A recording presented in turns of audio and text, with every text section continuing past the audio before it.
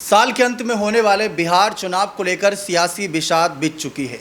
अब चर्चा यही है कि कौन से पार्टियां किस दल के साथ नजर आएंगी, जहां पर हम देख सकते हैं कि नीतीश कुमार की एनडीए में इस वक्त कहीं ना कहीं करीब 5 पार्टियां हैं, जिसमें बीजेपी, जेडीयू, उपेंद्र कुशवाहा की पार्टी, जीतन राम मांझी की हम की बात कर ले, चिराग पासवान की एलजेपीआर की बात कर ले। लेकिन महागठबंधन में थोड़ी सी चर्चा है कि अभी यहाँ पर पाला बदल का खेल देखने को मिल सकता है, या कोई नाराज़ हो सकता है या कोई जुड़ सकता है। जैसा कि कहा कि साल के अंत में चुनाव है, काफ़ी वक्त बचा है, ऐसे में इस वक्त का उपयोग कौन कितना करेगा, इस पर सवाल उठ रहे हैं।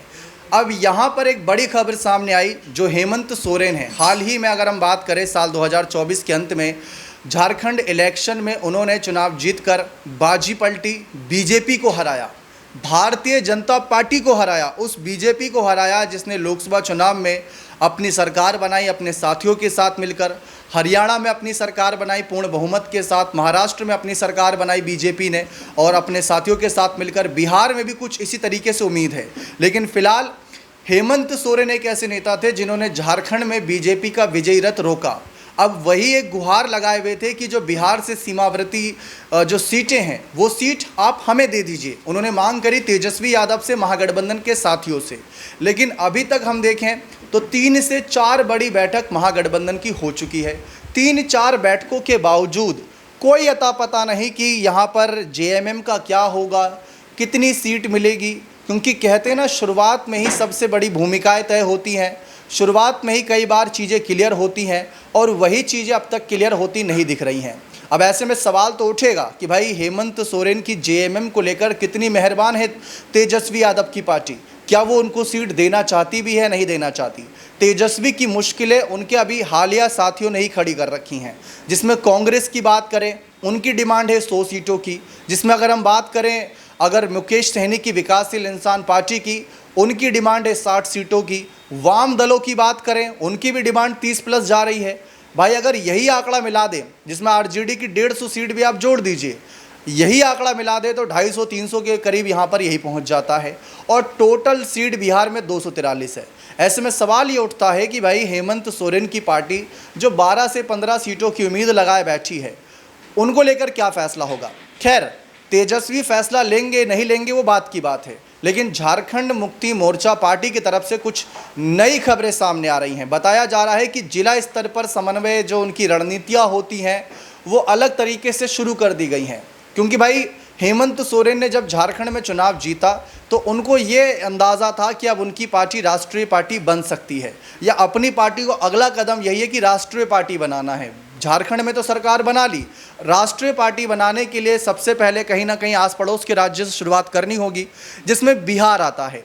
अब बिहार चुनाव से पहले जब मैंने बात करी, झारखंड में इलेक्शन था तो करीब 6-7 सीटें दी गई, आरजेडी को करीब 6-7 सीटें दी गई।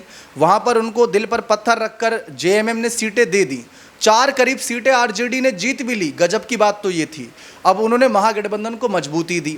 जब हेमंत ने उनको वहाँ पर सीटें दी तो तेजस्वी यहाँ पर सीटों का अनाउंसमेंट करने में देरी क्यों लगा रहे हैं। अब जैसा कि मैंने कहा कि महागठबंधन में थोड़ा कन्फ्यूज़न है।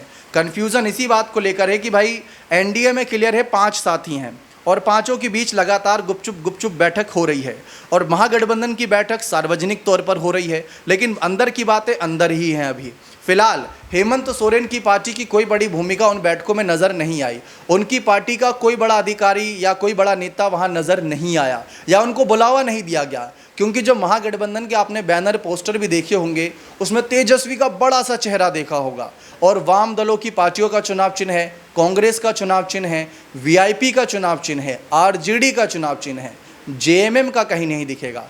इसके बाद अभी हाल ही में एनडीए से अलग हुए पशुपति पारस, उनकी पार्टी को लेकर भी चर्चा थी कि वो भाई साथ आ सकते हैं, लेकिन ये चर्चा ही है, अभी तक इनका भी अता पता नहीं।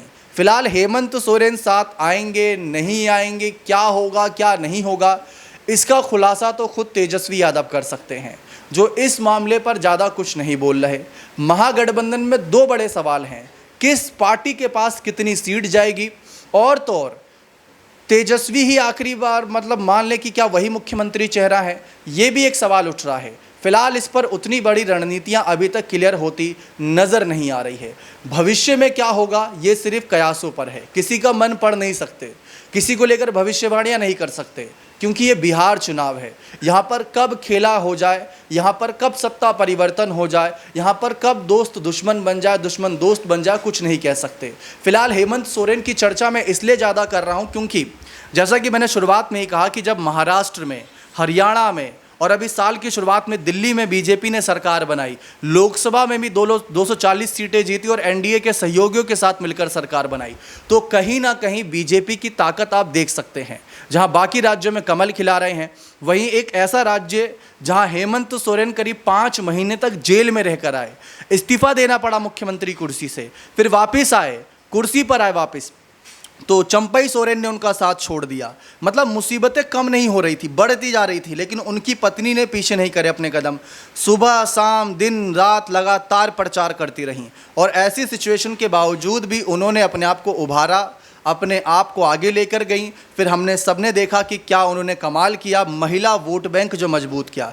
ऐसे में 12-15 सीटें अगर जेएमएम को दे दी जाती हैं, कल्पना सोरेन, हेमंत सोरेन, बसंत सोरेन और पार्टी के अन्य रामदास सोरेन नेता हो गए, सबसे अगर प्रचार करवाया जाए तो मुझे ये लगता है एक राजनीतिक कहीं ना कहीं नज़रिए से कि इनका प्रचार करना पार्टी को फ़ायदा देगा, महागठबंधन को फ़ायदा देगा।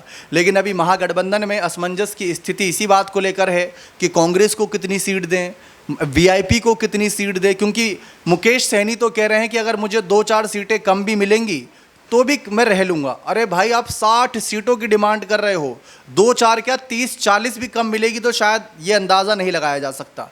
खबरें तो हैं 10-15 सीटें ही उनके देने की फिराक में है आरजेडी। फिलहाल इस पर खुलकर उतनी बातचीत नहीं हो रही है या करना नहीं चाह रहे हैं, अभी कुछ अता पता नहीं चल रहा। लेकिन साल 2025 के अंत में जो चुनाव होना है उसमें महागठबंधन की हर एक पार्टी की मुख्य भूमिका रहेगी। एक कहावत तो आपने सुनी होगी, बूंद बूंद करके घड़ा भरता है। महागठबंधन के लिए वही कहीं ना कहीं सिचुएशन है, बूंद बूंद करके ही सही। ये बात तेजस्वी भी जानते हैं, क्योंकि अगर आज हम मोदी सरकार की बात करें तो अकेले नहीं चल रही है, बूंद बूंद करके उन्होंने भी घड़ा भरा है। 12 सीट नीतीश की पार्टी, 16 सीट चंद्रबाबू नायडू की पार्टी, 7 सीट करीब एकनाथ शिंदे की पार्टी, 5 सीट करीब आती है चिराग पासवान की पार्टी के सांसद, फिर उसके बाद जयंत चौधरी के 2 सांसद, अनुप्रिया पटेल 1 सांसद। तो इन्होंने भी बूंद बूंद करके घड़ा भर रखा है और अपनी एनडीए की सरकार केंद्र में चला रहे हैं। उसी तरीके से बिहार में भी अगर हम बात करें तो बिहार में भी कहीं ना कहीं वही बूंद बूंद भरने की बात है। इसीलिए हेमंत सोरेन की भूमिका पर चर्चा हो रही है। लेकिन जेएमएम नाराज़ होती नजर आई, ऐसी कुछ खबरें हैं और उनकी तैयारियां कुछ अलग हैं। अगर जेएमएम भी महागठबंधन को आंख दिखाने लगी तो ये मानकर चलिए कि पूरे बिहार में तो नहीं कहता, लेकिन हाँ, आदिवासी वोट बैंक में हो गया और जो झारखंड से सीमावर्ती राज्य से सीटें जो जुड़ी हुई हैं, झारखंड बिहार की सीटें जो जुड़ी हुई हैं, वहाँ पर ये असर डाल सकते हैं। तो फिलहाल इस पर देखना दिलचस्प रहेगा कि क्या अगला कदम होता है, क्या गठबंधन की बैठक में सीट बंटवारे पर चर्चा होती है। फिलहाल अगर हेमंत भी कल को खिलाफ हो गए, जेएमएम भी खिलाफ हो गई, तो तेजस्वी के लिए मुसीबतें दिन दोगुनी रात चौगुनी बढ़ जाएंगी। देखते हैं आगे क्या फैसला लिया जाता है। बने रहें चैनल के साथ, बहुत बहुत शुक्रिया।